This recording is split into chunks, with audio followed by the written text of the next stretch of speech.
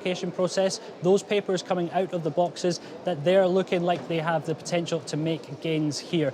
It's really hotting up down there. There's lots of enthusiasm on the floor. People getting really excited now as we get towards the counting process. But that's just one seat. We have two others here, as you mentioned, Inverness and Nairn.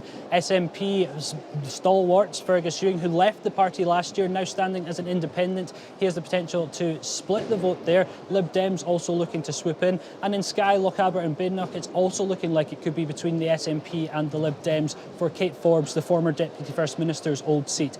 Things hotting up here, Martin, and it's getting really exciting on the floor down there. Excellent. Chris, that's what we like to hear. Only a fraction of how exciting it's going to get right across the country later on. Gary Robertson is down there with a political panel. Let's see what they've got to say for themselves. Gary. Well, let's see how exciting they can be, Martin. Yes. Thank you very much. Yes. David Linden, we've already said hello to. He's here for the SNP. Paul O'Kane from Labour. Andrew Bowie from the Conservatives. Morning to you. Patrick Harvie here for the Greens. Thomas Kerr from Reform. And Wendy Chamberlain from the Liberal Democrats. Andrew Bowie, we already talked about what these results down south mean for Labour. Yeah. For the Conservatives, not a good night for Kemmy Badenoch either down south, losing, at the moment, down 159 seats, sorry. For I think it's actually quite encouraging what we saw south of the border yesterday evening. We had incredible results in Bexley, in Wandsworth, in Westminster. We did well in North West Hampshire and in other parts of the country. Newcastle under you lost the council to Reform. Look, we're only 2 years out from the cataclysmic general election defeat that we suffered in 2024. We're doing far better than we did this time last year, and every year we're showing progress back to a point where we can credibly say to the electorate that we are in a position to campaign to put Kemmy Badenoch into 10 Downing Street in 3 years' time. But might that trend be bucked here in Scotland? You were second, of course, last time in these Scottish Parliament elections. The polls are not suggesting you're going to be in that position today. Look, very early, votes are being counted. There's been no results thus far, but you're right. I mean, 2021 saw us record our highest ever number of votes and equal our highest ever number of seats in the Scottish parliamentary elections. So it's a very high bar, but we're confident in the campaign that we run, a very positive campaign across the country, fantastic candidates, and hopefully we'll see the results of that today. Is your problem sitting in the middle of that sofa over there? Is it Reform UK? Look, we're not focused on any of the other parties. All we're focused on is the campaign that we ran, ensuring that we get Scottish Conservative representation back into the Scottish Parliament, continuing the good work that they did in the last Parliament. Well, Thomas Kerr, let's come to you. Reform's had a good night in England so far. We haven't had any results yet, obviously, in Scotland. How optimistic are you at this stage about a good outcome from your party? I am feeling very, very upbeat, Gary. I think we're going to have a very good result. We're not just a challenger for the Tories. What I'm finding out from the counts that are going on right across Scotland is that we are seeing really strong results for Reform right across the Central Belt in working class communities where SNP and Labour have romped at home for a number of years. Reform is now coming up and challenging. So I'm feeling very upbeat that we're going to have a good result. What does good look like in terms of numbers? Well, look, a single seat is a good night for Reform in terms of any sort of representation in Scottish Parliament. We've never had an elected MSP, so any MSP is good, but I'm feeling very, very optimistic that the polls may be correct and we may pit Labour into second place and be challenging the SNP. Well, Patrick Harvie for the Greens. Modest gains down south so far, but we've only had a handful of councils declaring there's more to come. What are your expectations here in Scotland? Well, we're very hopeful. We've had a good campaign. I'd like to say thank you to the very many activists and campaigners and volunteers around the country. It's been, I think, our best organised and our most active campaign ever. Most of the opinion polls suggest that we'll make gains, and I think that's the result of constructive work within the Scottish Parliament to show that whether in government or in opposition, Greens can make a difference. Things like fairer taxation, free bus travel for young people, scrapping peak rail fares, a rent freeze to protect... So not as Zach Polanski bounce, you believe it's very much about Scottish politics rather than Zach Polanski? Well, Zach's a great asset. He came and campaigned with us in Glasgow as well. They've really taken the Green Party onto new levels in England and Wales. I think in some ways what's happening down south is a political shift, a little bit like what happened in 2014 here in Scotland, where the Greens and the SNP expanded their membership hugely and transformed the Scottish political landscape after the 2014 referendum. But the opportunity here is for the best ever Green result. I'm hopeful of that. But I do think we also need to acknowledge the genuine danger. We've heard candidates promoting climate denial, anti-vax conspiracy theories, chemtrails nonsense, as well as racism and homophobia at a level we should be deeply, deeply worried about. Well, I'm sure we'll get into all of that as the hours move on. Wendy Chamberlain, your party did well at the last general election UK-wide under Ed Davey. What are your expectations this time round from the Liberal Democrats? Well, if you look already down south, it's not probably until later today that we'll see some of the Lib Dem areas that we're expecting to do well in. Some modest gains so far. We've also won Stockport Council. I'm very pleased for my Deputy Chief Whip colleague. But from a Scottish perspective, you know, Alex Cole-Hamilton ran a very positive, exuberant campaign, I'd even go as far as to say, and we were very clear about what our targets are, and so far we're feeling very positive. Well, let me ask David Linden about the reform issue here. Has reform been perhaps something of a gift to the SNP on one level, in as much as we know your support is down on last time, but reform have come from nothing and seem to be splitting the vote of the unionist parties? There has been no benefit from having reform in this electoral contest, a contest where inflammatory language, the kind of climate denial, the kind of divisive language that has been brought into our communities. I don't think that the inclusion of reform in this campaign has been in any way positive, and there's been something deeply depressing about some of the things that we've heard this campaign, and the idea that the leader of Reform's kind of biggest contribution to this campaign was boasting about how many cars and yachts and homes that he had in an election that was dominated by the cost of living crisis. If you're depressed about that, what does it say about the electorate? Because certainly down south, they are backing reform. Well, I can't comment on what the decision of the electorate in England is, but certainly in Scotland, I don't think that the answers to the challenges that we face in terms of the cost of living crisis and the NHS come from someone who boasts about having many yachts, many houses and many cars. Well, Paul Kane, we've already talked about those results in England. Keir Starmer says he's not going anywhere. You backed Anna Sarwar's call for the Prime Minister to go. Is this a referendum on Keir Starmer? Will he have to consider his position at the end of today? Well, look, I think what's important is that today we're talking about results in Scotland. We don't have any results in Scotland yet, and we're talking about who is going to be the First Minister at the end of the day. I think that's a really important point for everybody. But the Labour Party doesn't work in isolation in Scotland. You're part of the bigger Labour Party. Well, I mean, I think what you heard Douglas Alexander reflect on is it's been a very poor night for England, for Labour. And indeed, I think clearly there will have to be a sort of looking into the detail of that. And of course, they're still counting in England as well, so we need to understand that. But what's clear to me is that in Scotland, we're going to see results where it's going to be very close in many seats between Labour and the SNP. And we hope to see, of course, Labour make progress. And certainly that is the way we ran this campaign. It was very much a campaign designed in Scotland. We talked about turnout a little earlier. Have you all detected low turnout? It depends. In various parts of the country, turnout seemed to be pretty low, but in other parts, turnout was above average. So I think it's going to be very difficult until we get those figures to actually make a call on what the turnout actually is and how that's affected the result. I'd agree with what Bernard was saying earlier, that differential turnout is clearly going to be key. Absolutely. There are certain seats where turnout is looking higher than normal, but in others potentially down. But I do think overall we will see a lower turnout than we saw in 2021. And what would low turnout tell us, David Linden, about the views of the electorate?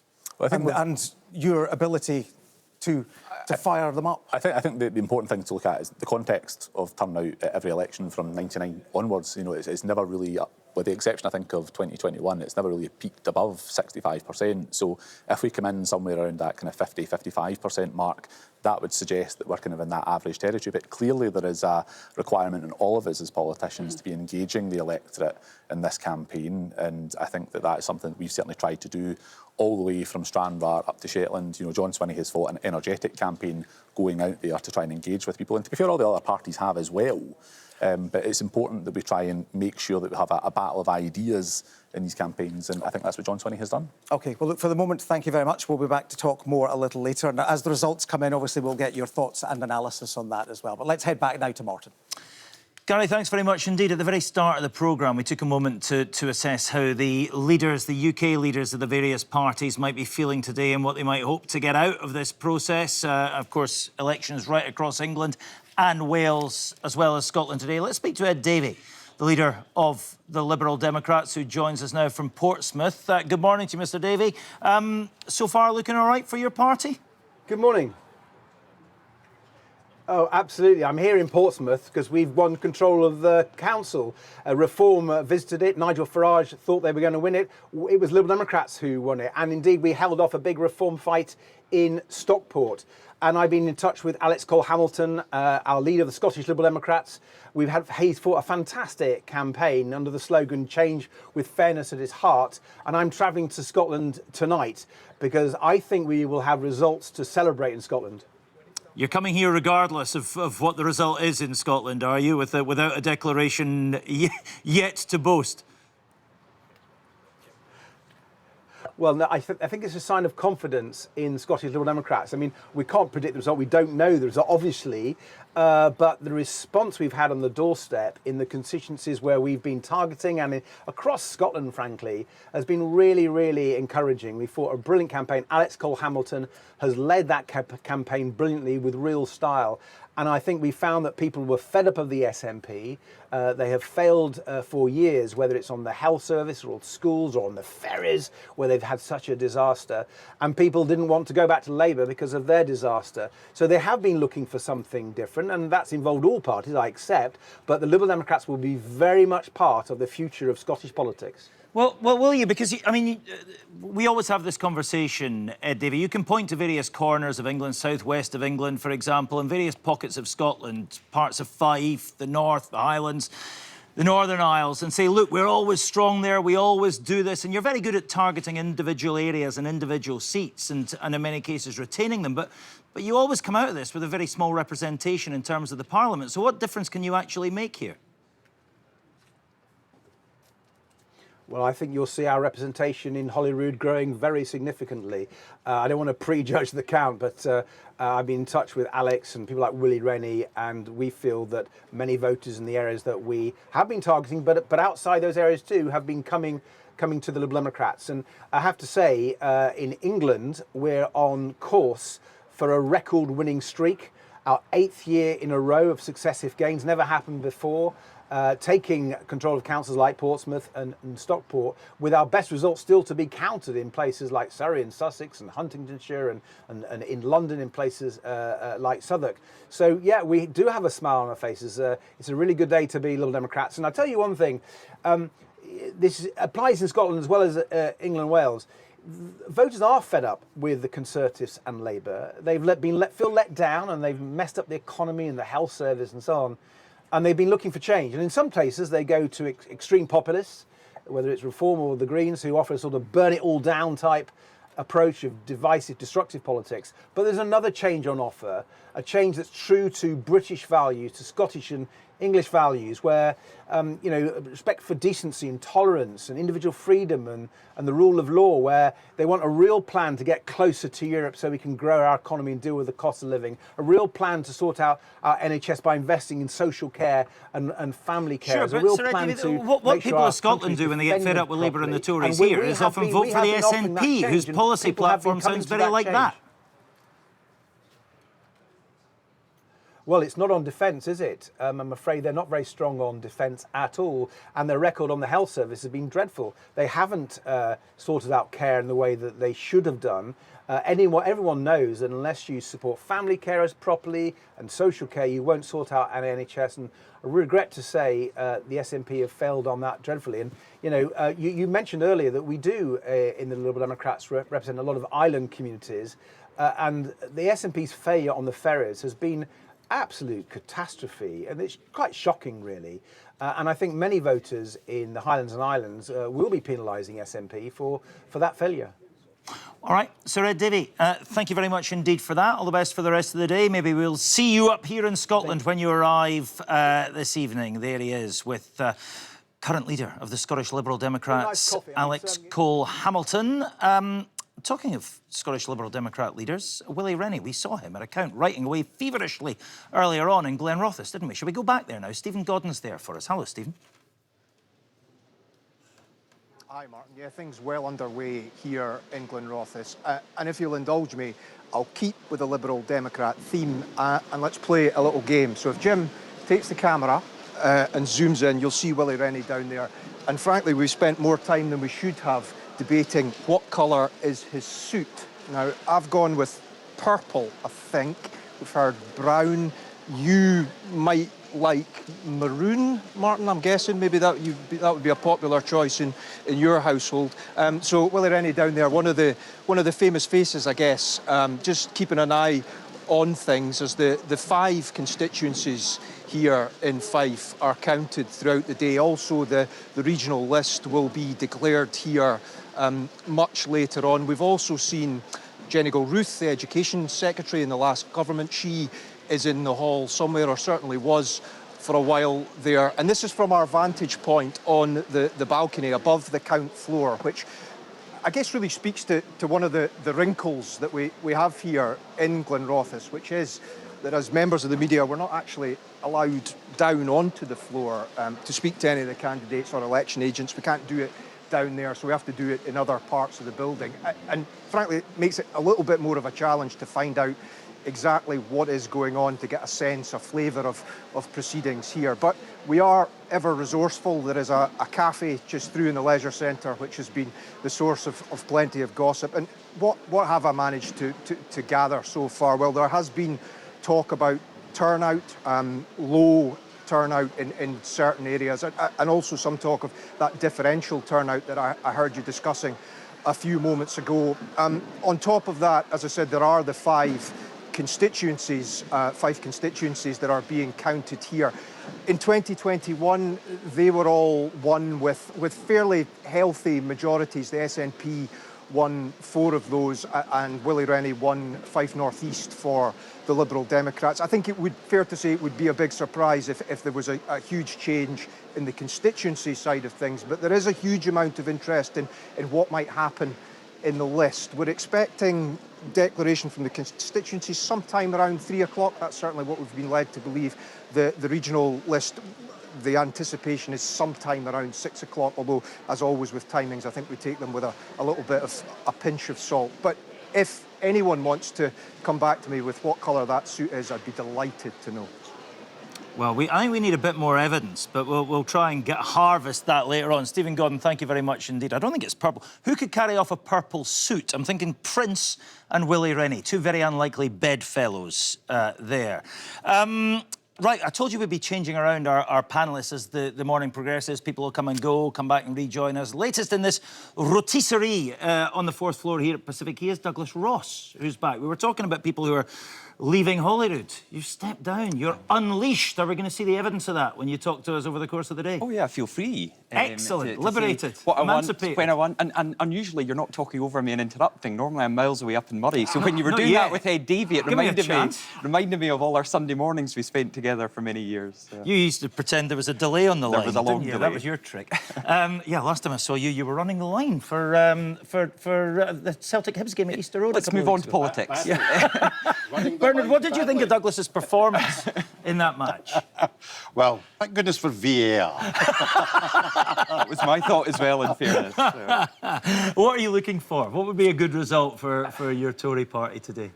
Look, the constituencies are obviously going to be crucial. I'm getting updates from some of them at the moment, and early indications are good in some of these seats, but I think they're going to be tight. I think we're going to have some strange results. That the MRPs, I think, have been a bit off in this election. I don't think they've got down to the tactical voting. I don't think they've got the incumbency, and I don't think they've picked up anyone but the SNP. So whoever in some of these constituencies can say they are the best place to stop the SNP, I think they do well. I think that's why Labour are going to take some constituencies, but maybe end the day actually with the same or fewer seats than they had before. And I'm also looking out, I know you spoke to Chris up in the Highlands, very interesting seat in Inverness and Nairn. I think Fergus Ewing has got a very good chance of getting elected there as well. Right. You went into this, your party went into this election as the second biggest party in Holyrood. What would be a decent outcome at the end of this process? We're not going to remain the second biggest party. I think we've just got to see how the constituencies build up. And what I do think will be interesting is, did people support us on the constituency and felt freer to then vote for a different party on the list? Or did the constituency votes, if they hold up, go across the peach ballot paper. What I thought was interesting about Willie Rennie there, and I've seen that suit live because he sat in the Education Committee with me for over a year, and I've still got no idea what colour it is. But the colour of ballot paper Willie Rennie was counting there was the peach ballot paper. Now, I know when I've stood as a candidate, you want to watch your own ballot papers. Willie knows he's won his constituency and he's focusing on the peach ballot paper there. That's where a lot of the parties are going to be targeting their resources to understand where they're going to be on those regional list votes when they're counted and declared later on this evening. That's good insight. It's the kind of insight we want from you. Thank you very much indeed for that, Douglas Ross. Why can nobody define the colour of a suit? What is it about this suit? It's extraordinary. Well, we have established that it appears to only to have one suit. Because he wears it at the committee and he wears it to the count. But it looks like 8 different suits because nobody can decide what colour it is. I tell you what, at some point today, the challenge is to get Willie Rennie down the line on the end of a camera. And after we've very briefly discussed his party's political performance, we will talk a lot about his suit. Right, let's go to Holyrood. Again, the purpose of this entire endeavour is filling the chamber at Holyrood. That is not Holyrood, that's this building. That's where we are, Pacific Quay in Glasgow. That is Holyrood. Of course it is, the magnificent Scottish Parliament building there. Nestling at the bottom of the Royal Mile and nestled just outside it in a little open-air studio with our panel of guests is Rebecca Curran. Hello, Rebecca. Hello, Martin. And we could have some breaking news for you very soon because I have 2 people on this couch next to me who have texted Willie Rennie to ask him what colour his suit is. Willie Rennie is typing. Willie Rennie's typing. That was what my WhatsApp was saying. And he says... We need a drum roll from someone. Plum, as in the professor. It's plum. Oh. It's got to be, I mean, clearly peach, plum, it's got to be a fruit, right? Jo Swinson, thank you so much for answering the question of the day. And welcome back to everybody. Kirsten, I hear you've got some intel for us too, do you? Not about a suit. No, but myself and my colleagues have been chatting to the parties and I have kind of one-word summaries for their mood. So Reform, we feel, are gleeful. Okay. The Conservatives, we feel, are stoic. The Lib Dems are optimistic. The Greens are positive. The SNP are nervous. And the Labour Party is fearful. And I think Labour is processing what might have been, because if you look back to the general election result 2 years ago when they had such a victory in Scotland promising that change, it now looks like the voters feel shortchanged by what the Labour government at Westminster has delivered. And, you know, we'll have to wait and see, but it doesn't look like it's going to be a particularly happy day for them. Yeah, Joanna Cherry, former SNP MP, what do you think the SNP might be most nervy about at this point? Well, John Swinney has perilled their independent strategy on winning an outright majority, and I think he's highly unlikely to do that. As we all know, it's very difficult to win an outright majority in the system we have for electing MSPs. Been done once before, though? Been done once before by my dear departed friend Alex Salmond. In that situation, he was running a government that was seen to be competent and governing with integrity. I'm sad to say, as a former SNP MP, the government, the Holyrood government of the SNP for the last few years has not been seen as competent and not been seen as governing with integrity. It's been dogged by scandal, and it's very hard to pinpoint its achievements. But the SNP is the party of independence, and John has perilled their strategy on winning an outright majority. In my opinion, a very foolish thing to do when we can see that opinion polls regularly show 50% support for independence, but only about 35% support for the SNP. So many of us who support independence have become decoupled from the SNP.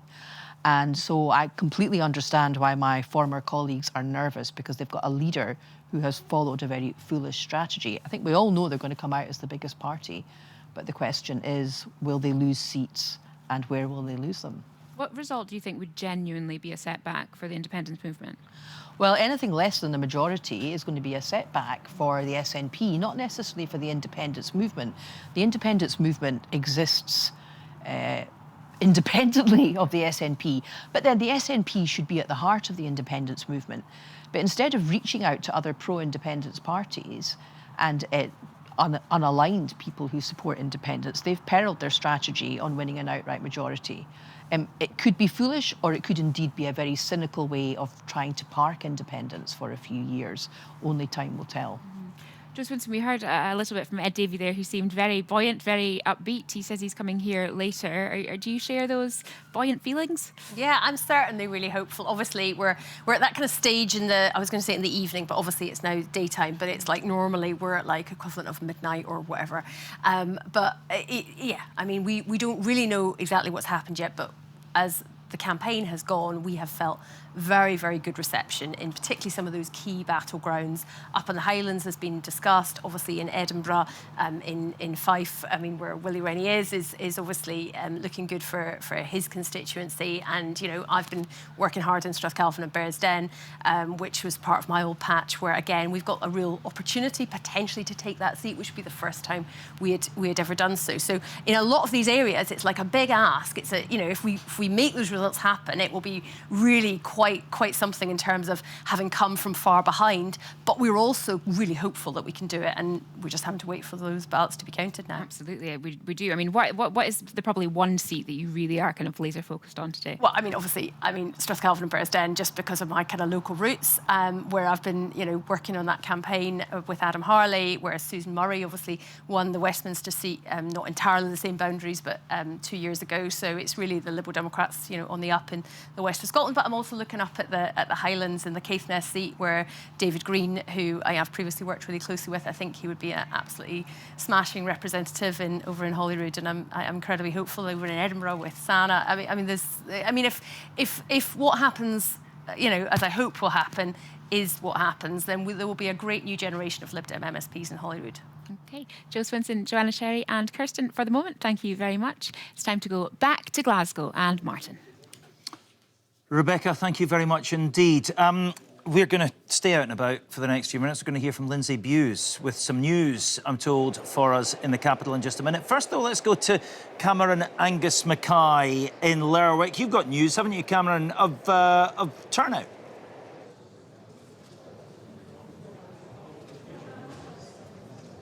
You hear me, Cameron? I can hear you now, Martin. Good to speak to you. Good. We're coming to you live from Lerwick.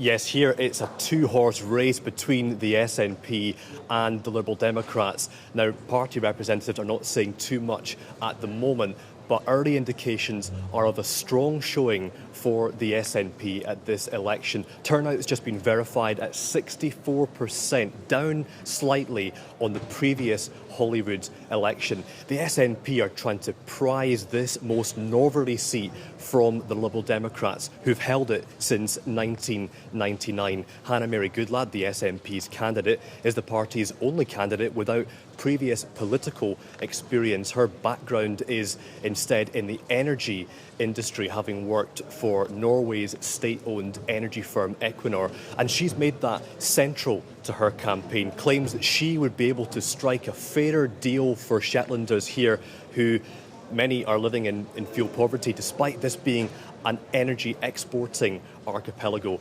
The SNP are up against Emma MacDonald of the Scottish Liberal Democrats. Now, Emma MacDonald is also the council leader here and has been running a slightly different campaign, a bit more reserved, but focused on that door-to-door operation. She's inherited the candidacy from Beatrice Wishart, who stood down at this election. Emma MacDonald very much hoping to continue the Liberal Democrat legacy in this most northerly part of Scotland. But has she done enough to hold on to her party's grip in Shetland? Two things to mention, two possible unpredictable elements to this campaign. We've had a Green candidate in Shetland. Now remember, the Green Party across Scotland haven't stood that many candidates, only 6, 5 of which have been in the Central Belt, the other being here in Shetland. It's not clear how the votes for the Greens could impact the SNP. And Reform UK's candidate Vic Curry, who's not been here for much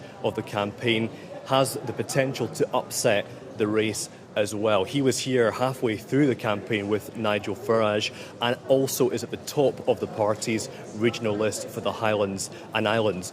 It feels too close to call, Martin, at the moment, but if the SNP do succeed in taking Shetland from the Liberal Democrats, it would be the jewel in the crown for John Swinney if indeed he does form the next government. Well, thank you very much indeed, Cameron Angus Mackay. Loads to watch there, it sounds like, in Lerwick. We will be back there as soon as the story develops. Let's go to Edinburgh, as promised, though, where Lindsay Bewes can bring us some news. Lindsay, hello. Hi, Martin. Yes, we've been looking at the Edinburgh Central seat here at the Edinburgh Count. That is one of the seats to watch in this election. It's currently held by the SNP's Angus Robertson, but it is a three-way battle between the SNP, the Scottish Greens and Scottish Labour. And the Scottish Greens have been telling us that based on their early sampling of voting here, that they believe they are out in front in that race for Edinburgh Central. They believe that it is a close second place between the SNP and Scottish Labour at the moment. That's Angus Robertson and the Scottish Labour candidate James Dalgleish. But they believe their candidate, the former co-leader of the Scottish Greens, Lorna Slater, is out in front based on that early sampling. We are told that she's going to be arriving here at the Count venue in Ingliston in an hour or so's time. Right, another one to watch. Lots to watch across the course of the day. Lindsay, we'll be back to you as soon as anything becomes clear there. Let's go to Greenock now. Katie Hunter's in Greenock for us. We expect Reform UK's Scotland leader Malcolm Offord to turn up at the Count there at some point this morning. But Lindsay, you're having some problems or some restrictions. Sorry, Katie, you're having some restrictions reporting on that. What's going on there? Well, Martin, Malcolm Offord turned up here about an hour or so ago. I had a quick chat with him. He is not expecting to win this constituency. Reform sources telling me that this would be a really tough nut to crack. Stuart McMillan, the SNP former MSP here, he's defending this seat. I just had a quick chat with him too. He said still lots of ballot boxes to be counted, but, quote, he's quite pleased. So I think that's probably an understatement. In terms of the media restrictions, quite an unusual situation here. We are up on the balcony, we're overlooking all the counting taking place, but we aren't able to stay up here, and when we're not up here we're having to cover the camera. So we have asked the council for a statement on that. We're also not allowed down on the count floor for any length of time. I understand that's happening at other counts across the country, but we are able to nip onto the count floor to grab politicians when we want to and to take them out and have a chat. When we first arrived this morning, I thought perhaps we weren't going to be able to get to the politicians and they'd be hiding from us on the count floor, but that's not the case at all. We are able to access them and speak to them. All right, Katie, well, listen, good luck with that. We'll speak to Katie, I'm sure, later on. Lots of eyes on Greenock and Malcolm Offord today. It's already becoming clear that there are going to be good stories, interesting stories emerging. We heard from Cameron Angus Mackay in Shetland. It's going to be a tight contest there. Lindsay Bewes was saying Edinburgh Central. Three-way fight. The Greens fancy their chances. What other ones should we be watching? Here's David Wallace-Lockhart with a digest. Well, Martin, this was how the constituencies looked in Scotland in 2021. Obviously, a lot of SNP yellow on that map. And here's what this translated into. A comfortable SNP win, but just shy of a majority at Holyrood, which requires the magic number 65 seats. The SNP, during this campaign, have talked up the idea of them getting there. So we're going to look at some key battle constituencies. And remember, there have been boundary changes in Scotland. We're starting in the capital itself, that seat Lindsay was just talking about, Edinburgh Central, which takes in not only the castle, but the Scottish Parliament too. And from fourth place last time, the Scottish Greens, as we've heard, they fancied their chances. Former party co-leader Lorna Slater taking on SNP Cabinet Minister incumbent Angus Robertson. There have been boundary changes, shifting several strong Labour areas into this seat. So local councillor James Dalgleish makes it an interesting contest. This could mark the Scottish Greens' first ever constituency win, though they're talking up a couple of seats in Glasgow too.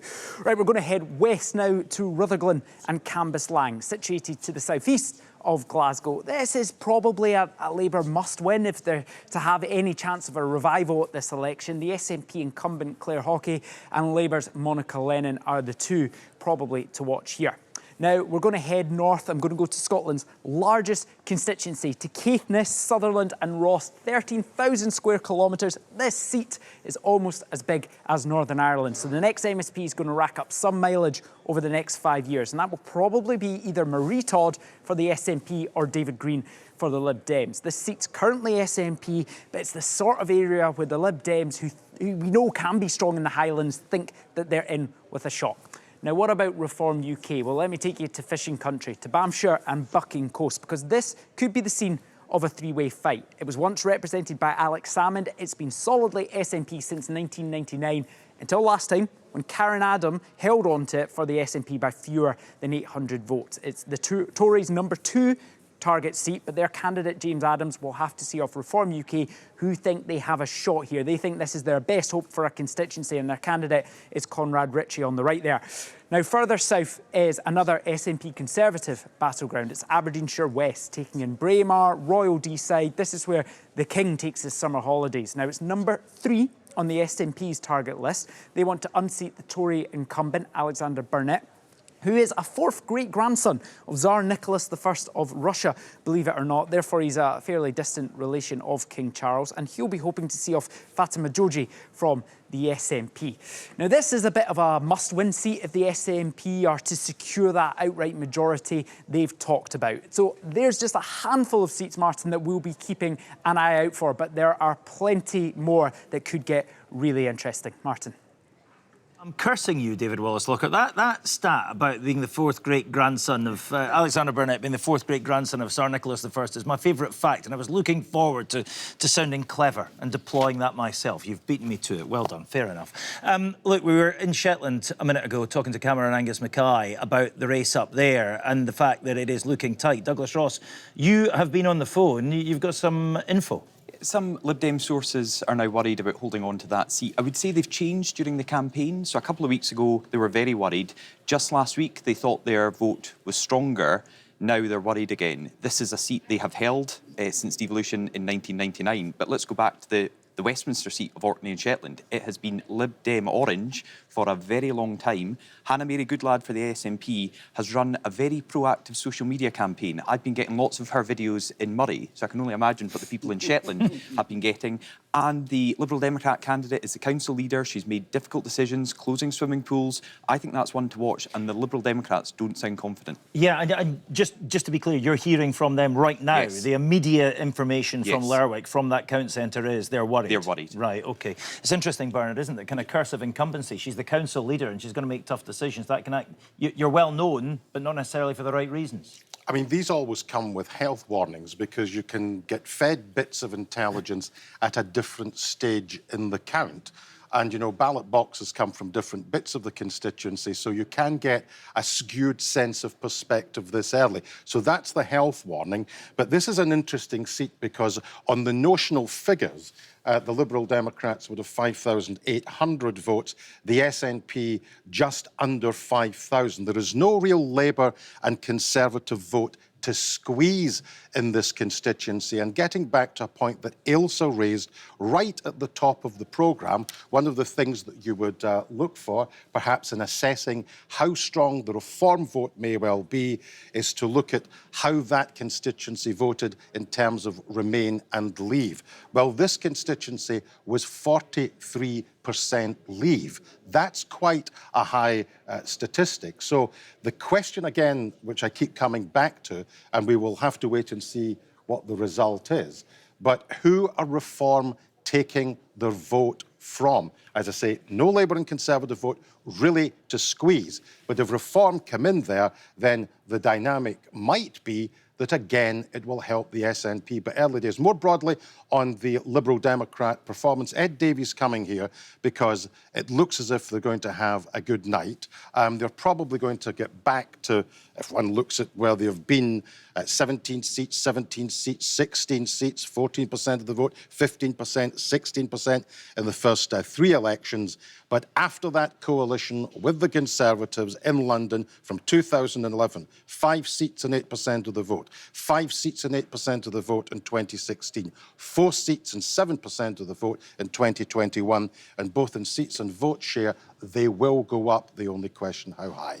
Interesting. Glenn, you were telling me you're picking up a lot of information from Lib Dem sources as well. Yeah, they're certainly worried about Shetland. They're saying it is looking rough there for them, but that they are doing well in postal votes, or they think they're doing well in postal votes, which could tip things more in their favour. But remember, the SNP has been putting an enormous effort into Shetland over a number of years. Famously, they spent more on the by-election campaign there when the party leader, Tavish Scott, stood down than they did in the entire referendum campaign for Brexit.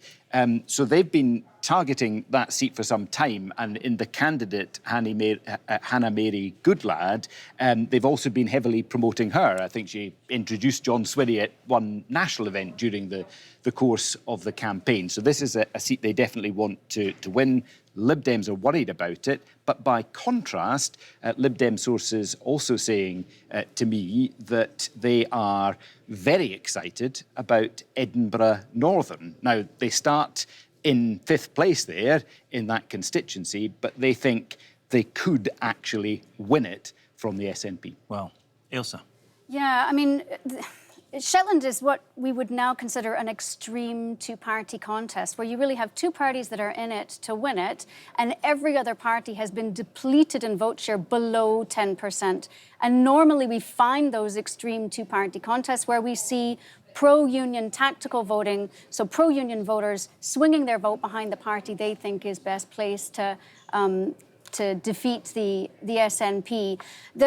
This is a remarkable seat for a number of reasons. It had the highest winning vote share of any constituency in Scotland in 2 elections. It has had the highest winning vote share for the Lib Dems in 4 of the 6 devolved elections we've had, but it has also had the 2 lowest vote shares for the SNP in 2 elections as well. So it's been a highly polarised election, but one where historically the SNP has done the worst of all of the constituency performances that they've had. So to take it would suggest that the arrival of a new party has disrupted some of that pro-union tactical voting and allowed the SNP to come in. I've been getting those videos as well down in Edinburgh, so they're clearly travelling. Yeah, they are travelling. It's interesting, all these different factors. Douglas was talking about, you know, the candidate there being the leader of the local council, making difficult decisions, shutting community facilities, all of that can all play into it. Look, we're going to come back and talk about all that and much more in just a minute. First, though, let's just catch up, take a breath and catch up on the news, get an oversight of what's been happening. Here's Laura Miller. Thank you, Martin. The Prime Minister, Sir Keir Starmer, says he's not going to walk away after early results in English council elections show Reform picking up seats in former Labour heartlands. Now, we're still in the early stages of counting in England, but some results have already come in overnight that could show the shape of things to come south of the border. But there is still a way to go. The majority of local authorities started their counting this morning too. Well, there is speculation about what these results across England, as well as the imminent results in Scotland and Wales, might mean for the future of the Prime Minister. Within the last hour, his Foreign Secretary, Yvette Cooper, has said the whole government must share responsibility. This is a collective issue for us, for the Prime Minister, for the Cabinet, for the whole government, and we have to share that sense of responsibility and the things that we need to do differently going forward, listening to the things that people are saying to us and have been saying to us in the way that they have cast their votes. Meanwhile, Reform UK's Deputy Leader Richard Tice has attended a count in the West Midlands. He's told BBC News that he's confident of early success in England being replicated elsewhere. Absolutely delighted. One of the earliest sort of results being concluded, and it's brilliant for those 9 councillors elected here in Tamworth, and it's just the trend all over the West Midlands. We're hearing similar good news, and just onwards and upwards, and likewise across the whole of England, Scotland and Wales. And next to the leader of the Conservative Party, Kemi Badenoch, she insists her party is making a comeback. The Conservatives are coming back. I promised to renew this party. I said that we were going to rebuild after our worst defeat ever, and we can see those signs of renewal everywhere that we are standing. But I do want to say to those candidates and councillors who stood and who did not win, I am sorry. I wish you were celebrating with us this morning, but I want you to know that this is the beginning. This is not the end. Well, back to matters here, and officials in Glasgow say there were 4 suspected cases of impersonation over the course of yesterday's voting. Police investigations will follow to see if any crimes have been committed, but it means that senior officials will extract the relevant ballot papers to be given to police as potential evidence. 2 of the suspected cases were in the Glasgow South Side constituency. Cases of voter impersonation have, we are told, happened at previous elections. Officials say they usually turn out to be genuine mistakes where someone has forgotten to register for a proxy vote, for instance. But they added that all cases have to be investigated. Now, there wasn't any exit polling in this year's election, but we can bring you an overview of what recent polls have suggested about the state of the race. These polls were carried out by a range of companies with slightly different methodologies, and the picture is far from consistent. One trend that is clear, though, is that the SNP has been steadily in front in terms of regional voting intention. The polls don't agree over whether they will win an overall majority. Second place in the regional vote has gone back and forward between Scottish Labour and Reform. What you can't see is Labour's slump after their landslide win in the 2024 general election, when the party was neck and neck with the SNP. Now, the Scottish Greens, Conservatives and Lib Dems appear to be fighting it out for 4th place. But if you look here on the graph, one poll in late April did have the Greens in 2nd place. They'll be looking to maximise the regional vote as they're only standing in a handful of constituencies. But as they say, there is only one poll that matters. The results are being counted right now. Now, we have been giving you a look at some of the seats to look out for later on. Here is one. Dumbarton has been represented by Scottish Labour's Deputy Leader Jackie Baillie since 1999. She's one of just 3 candidates standing in seats they've represented since the start of the Scottish Parliament. But it's been a close-run thing over the last couple of elections, with the SNP snapping at her heels. In 2016, her majority was just 109 votes. Whether she can hang on and what sort of impact Reform has on the Labour vote will help us to get an idea of what kind of day Labour will have. Now, with this being a day count, one thing that's different is that normal life is continuing alongside and sometimes colliding with the counts, which are often in leisure centres and sports halls, meaning people who might expect a morning exercise class will be disappointed. Our correspondents have been enjoying updating us on what normally would be happening where they are. In East Kilbride, the John Wright Sports Centre is being used to count 4 constituencies, taking up the bowling club and the basketball court. Meanwhile, in Fife, at the Michael Woods Centre in Glenrothes, Pilates and Body Pump are giving way to democracy today. And spare a thought for everyone who's at the Renfrewshire count at the Braehead Arena, including our very own correspondent on the ground, Lucy White. She says it's absolutely freezing there because it's usually the ice rink. We should think ourselves lucky, Martin, in such balmy surroundings. Yeah, it's true, that's true, of course. Right, well, crikey, it's all happening here. Glenn Campbell's very excited. He and Douglas Ross. I'm in the crossfire between him and Douglas Ross, all very good natured. Look, we were in Shetland earlier on talking about how tight that might be. We can go to Orkney now. David Dilday's there for us. It's described in my list here as being a comically safe seat in the past. Back in '99, the Lib Dem majority there was more than 50%.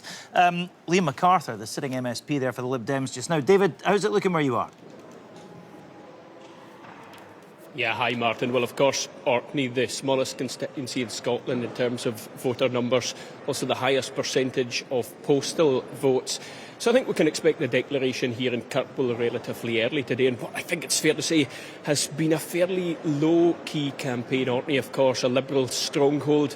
They've won every national election here since 1950. And I'm not detecting that is likely to change today. The sitting MSP, Liam MacArthur, for the Lib Dems, a very popular figure at Holyrood already. He was, of course, behind that assisted dying legislation at the end of the last Parliament. He's somebody that's being tipped as perhaps somebody that could even be the next presiding officer. A lot of the campaign locally has focused on the list, and that perhaps because there are 3 locally based candidates: the Greens, Christopher Leask, Jamie Halker-Johnston for the Conservatives, and Robert Lacey for the SNP, who I reckon they've got a fairly decent chance of getting in on that list. It could mean for the first time that Orkney has 2 MSPs based in the county, perhaps even more. One other thing that people are keeping an eye on here today, Martin, is to see if the cat, which made an appearance at this count 5 years ago and had to be ushered out by security, makes any kind of reappearance. Yeah, lots to look out for there. I did say we're going to be all across the country. We're going to get some news from Andrew Kerr in Aberdeen. He's got a really interesting story to bring us in just a minute. But let's first go from Kirkwall to Kelso. Jenny Davidson's there. Hi, Jenny. Hi, Martin. Yes, I'm here at the Borders Events Centre here in Kelso, where there are 2 constituencies being counted, Midlothian South, Tweeddale and Lauderdale, and Ettrick, Roxburgh and Berwickshire. Now, both are expected to remain in the current party hands, but of course with these things you never know. In the case of Midlothian South, Tweeddale and Lauderdale, that has been represented by the veteran SNP MSP Christine Graham for the last 15 years. She's now into her 80s, taking some well-earned retirement, and hoping to take over from her is Callum Kerr. He was the MP here for a couple of years, from 2015 to 2017. He's a local boy, widely expected to win. He's apparently already had potential constituents coming up to him and trying to give him constituency business. He's had to say he hasn't actually been elected yet, but when I spoke to him this morning, he seemed not 100% confident, but actually just a wee while ago he was more buoyant, more positive. The SNP feels that the opposition to them in that constituency has been split between the Conservatives and Reform, so the SNP are expecting to hold that one.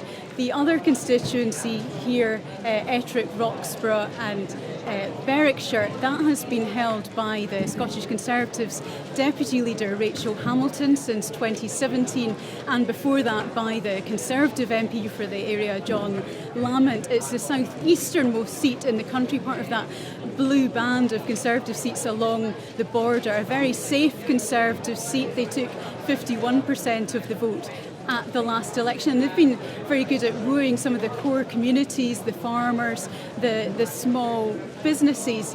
Now, I think they were worried for a while about the Reform vote, but what I'm hearing here is they think that although Reform was strong earlier on, people have not in fact gone over to Reform in this area. Conservatives are still feeling quite good about it, although I did hear from the SNP earlier that they think it's going to be quite close in that constituency. However, it would be a very, very bad day for the Conservatives if they were to lose this one. Jenny, thanks very much indeed for that. It's the time of day this where people are starting to pick up a bit of chatter on their phones, hearing from different people who are looking over shoulders at counts, all that kind of stuff. Andrew Kerr is in Aberdeen for us, and suggestion up there, perhaps a bit of a story emerging there, Andrew. Yes, potentially, Martin. We're awaiting Stephen Flynn, the SNP's Westminster leader, who's making his Holyrood bid here at the Aberdeen count. He's not expected for another couple of hours, but from the sampling, the Conservatives and the Liberal Democrats are suggesting it might be a tighter fight than could be expected, with perhaps a stronger challenge from the Conservatives' Liam Kerr. Now, it's interesting, of course, because this seat is Aberdeen Deeside and North Kincardine. In old money, it was Aberdeen South. That was much more of a city seat. But this redrawn seat now dips down near the coast, more into the heartlands of the Conservatives and the Liberal Democrats. So that's perhaps why Mr Flynn might be facing a bit of a challenge. I'm not saying that he is in danger at this point at all, and he is also number one for the SNP on the North East list. But I do wonder if there has been a bit of dissatisfaction with people in the constituency, a constituency that depends so much on the oil and gas industry.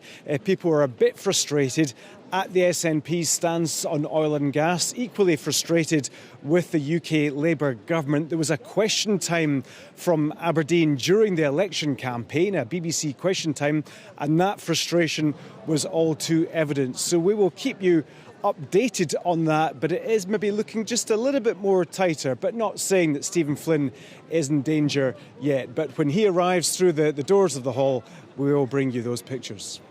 I'm sure you will, and we'll be back to you for more on that as that story develops. Douglas Ross, you know that part of the world, you know Liam Kerr, and you're telling me you'd be surprised if there was an upset there. Well, I also know Andrew Kerr, who predicted as I walked into that hall in 2024 I was going to win the seat, and I lost by almost 1,000. So I don't want to dampen the Tory enthusiasm too much, but it would be very tight. Liam's put in a good campaign.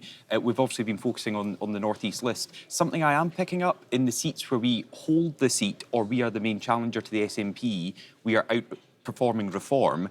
But some of our vote then is being lost on the Peach second ballot because people are voting for us in the constituency but going to Reform on the list, and that's a worry for the Conservatives and something to look out for as well. All right, very interesting. Listen, we were talking about turnout earlier on. Phil Sim is one of the many people we have to hand today who are freakishly good at crunching numbers, and he's been doing a bit of that for us, haven't you, Phil? I mean, I did fail higher maths, but yes, I've gained a proficiency later in life. So we are now starting to get these turnout figures from around the country dropping. It's the first thing you really get back from a count quite often is the turnout, and we've seen, so up in Shetland, it's only down by 1 percentage point to 64%. Orkney down 8 points to 57, and now we're starting to get some of the more sort of mainland constituencies in, perhaps more representative of the country as a whole. So Dundee, we're looking at 46% turnout in one seat there. That's down 10 percentage points. Kilmarnock, about 50%, again, down 10 percentage points. So, I mean, Kilmarnock was quite an average seat last time around. It had about 61%. Scottish average was 63. So it could be an indication that we are indeed heading for that low to mid-50s turnout we were expecting. And there have been some other bigger factors that have pointed to that as well. We have had a record 4.3 million people registered to vote in this election, but postal vote registrations are actually down quite a bit this year, down from about 1 in 4 voters having a postal vote to more like 1 in 5. And because postal voters always tend to turn out to vote, 9 times out of 10, if you've got a postal ballot, you send it back. That means a fall in the number of those does suggest we're going to have lower turnout.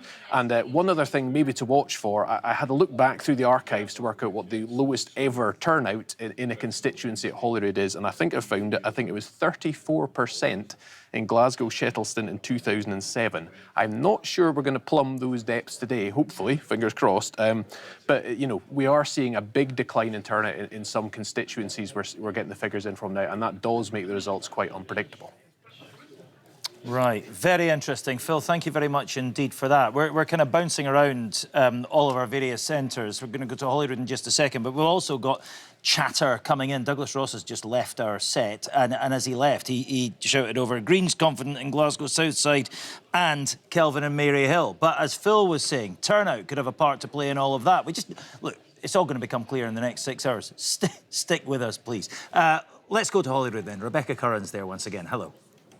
Yes, welcome back to Holyrood and to my new panel of guests. Hello, gentlemen. I have got Jeff Aberdeen from the Holyrood Sources podcast and, of course, the former Chief of Staff to Alex Salmond, and Ramsay Jones, former Conservative advisor, including the Prime Minister, David Cameron. Thanks both so much for being here. You are two men who are very plugged in.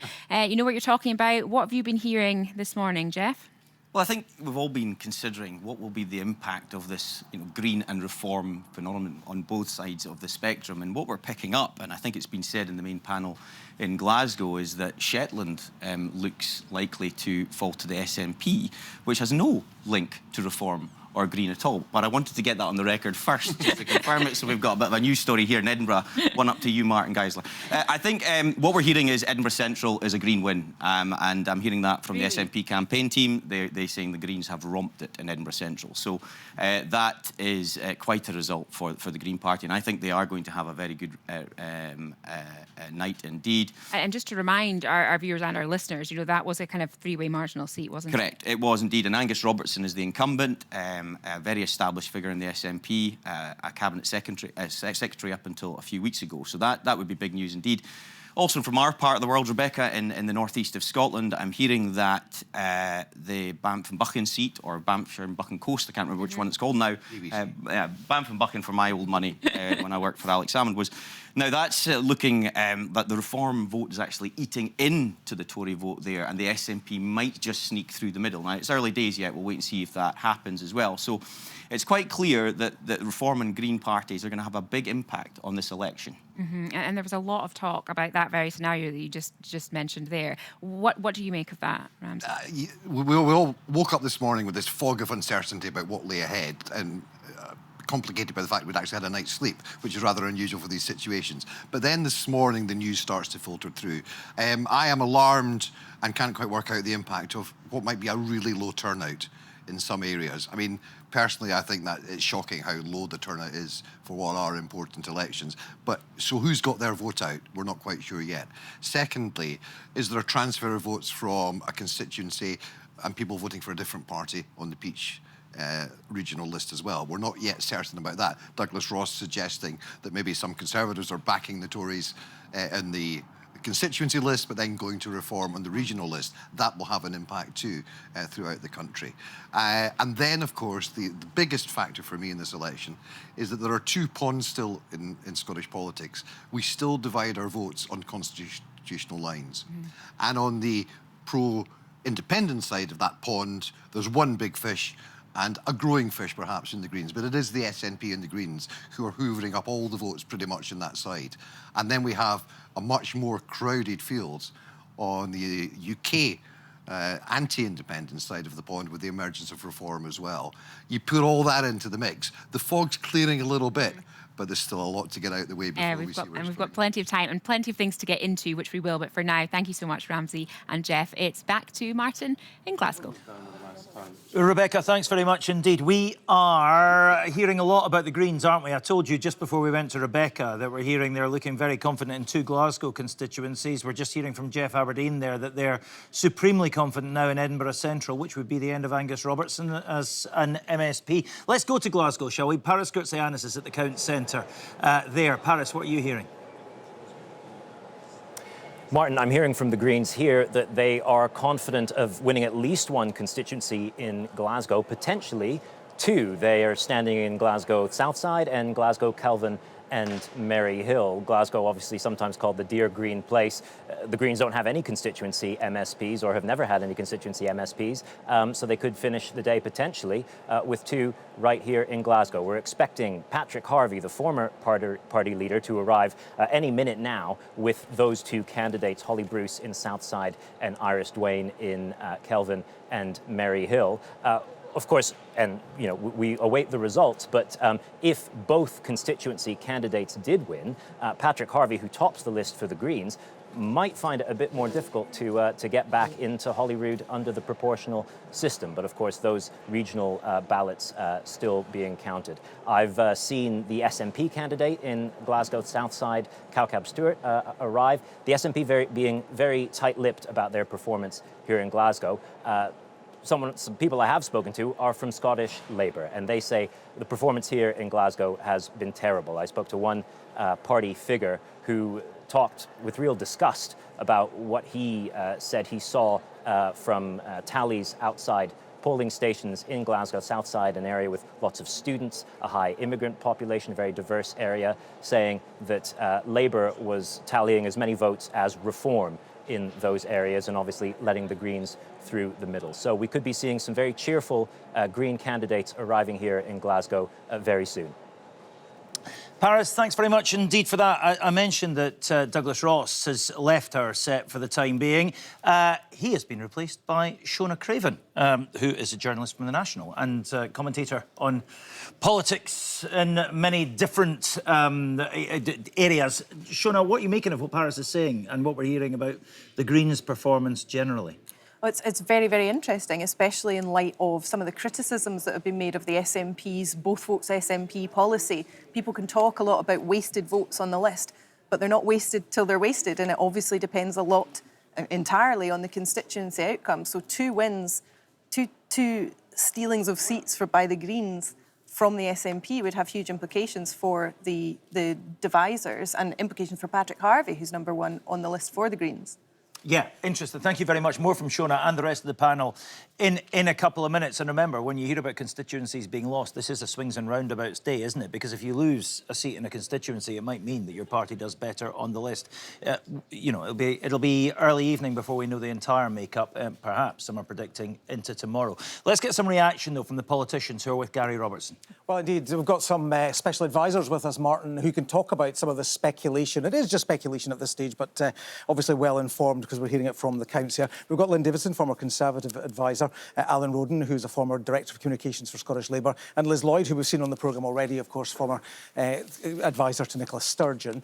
We're hearing there about a mixed picture potentially for the SNP, Liz. Some optimism in Shetland, pessimism potentially in Edinburgh and Glasgow. How nervous will senior SNP figures be about all of this? I think what the SNP have expected today is that at a constituency level, there'll be a bit of a bumpy day. Some seats will change hands. The SNP will not necessarily hold the same set of seats at the end of today that it held going into it. It may still hold a similar number of seats, perhaps slightly more, but the makeup of that will change slightly. The SNP will be very pleased if they manage to take Shetland. That has been very much a grassroots campaign by an outstanding candidate, Hannah-Mary Goodlad. And John Swinney has gone there as well. John Swinney has gone there, and if she has managed to do that, she's really pulled something off. And I think, you know, we've had the Lib Dems this campaign saying they were targeting, 10 seats and they were going to pick up SNP seats across the Highlands, which they may well do. It seems like they might have sort of taken their eye off the ball in Shetland while they've been doing that. The Green ones, again, it's not a huge surprise. There's a bit of a Green surge UK-wide. We're seeing it in some of the UK results. And these are urban seats. The Edinburgh Central seat is a redesigned seat. It's new boundaries. If you were going to draw boundaries for a Green Party constituency, you would draw those boundaries. It was designed. For some of the issues that we saw at play down south, as far as the Greens are concerned, international issues, for instance, Israel and Gaza, were they at play here too? I think they're a little bit at play here, but not so much, because the SNP is in a very similar position to the Green Party there. I think there is a little bit of perhaps young urban Scots looking for something different, basically, who feel that, the system's letting them down, they're struggling, cost of living, can't get on the housing ladder, and they're perhaps sort of asking if the SNP is the party for them right now. So the SNP perhaps has a job after this election in working out how it's going to win back that youth constituency. I think a lot of these voters who are voting Green, they will have voted yes, they will have voted SNP. They're having a go with the Greens this time to see if it makes a difference, and they may well come back. Well, that's the interesting point, I suppose, for the traditional parties, the bigger beasts in all of this, Lynn Davidson, the Tories and Labour, is whether, if we do see a bad result for both of those parties, is it a blip, or are we seeing a complete shift in politics, potentially? I think you're right. I think, look, we've had a duopoly. We've had, for most of history in Britain, it's been about two parties. Of course, in more recent years, the Scottish National Party in Scotland has changed that dynamic. But really, it is a tectonic moment for us today to see that breakup. And it's really a day for the challenger parties, particularly Reform, of course, and the Greens. And what do the Conservatives do in response, particularly to Reform? Well, I think, look, that voter volatility is here to stay as well. I just don't think you have that followers of that tribal way of Labour. That's gone, I think, for certain. But if you are, I mean, this election probably has come too early, certainly for Russell Finlay, the leader of the Scottish Conservatives, who hasn't been a politician for very long, never mind leading the Scottish Conservatives. And I think you have to be strong and steady, because really Reform are an untried force in politics yet. We'll see what they have to say for themselves and what they have to do when they pick up the mantle of power. But I certainly think the volatility of voters and the ability of people to change their minds days before. We can see from the MRP polls, they're not really able to pick up what people are saying in Scotland, or we've not really been able to get that. I mean, obviously we'll be able to digest the results once we get into the weeds of all of that. But how should, Alan Roden, the main parties or the bigger parties respond to what we're seeing here, particularly Labour, because the polls are suggesting that actually if they are losing votes, they're losing them to Reform and also to the Greens. Yes, it looks like it's a really challenging day for Scottish Labour, as it is for the Labour Party across country. And as Lynn says, that the binary choice is disappearing, and we've got a much more polarised Scottish Parliament likely ahead of us. For the UK Labour Party, there's lots of talk of a reset and a reshuffle to try and get that back, but it's going to be very challenging, I think, in the build-up to the next general election. And for the Scottish Parliament, Labour's challenge has been in this election is, while Anas Sarwar has tried to separate out the Scottish Labour campaign from what's going on with the UK Labour Party in Westminster, and the distrust and disappointment that voters called for have. the Prime Minister to resign. Absolutely. In fact, and so that has given him some space he needed to talk about devolved issues. But the reality is, for most voters, they associate Scottish Labour and the Labour as one entity. Well, do they need to perhaps have a conversation, and maybe it's the same for the Conservatives as well? It's been suggested within Conservative circles previously about that relationship with the UK party and whether it's damaging. This does come up quite often within Labour circles, and people in the party have different views on that. The challenge is, as with one party, those resources are shared UK-wide. We know the Labour Party had a lot of money going to this election. A lot of the staff work for the UK party. It had a very good digital campaign. And previous leaders have tried to have that differential, both from the left of the Labour Party and actually from the centre-left. But it hasn't always worked. Is it a particularly difficult proposition for the Conservative and Unionist Party to carve out that separate Scottish identity? Well, yes, and historically it's been there too, but I just think there's cycles. We're just in a particular moment now, in a particular cycle, and we're turning into more of a European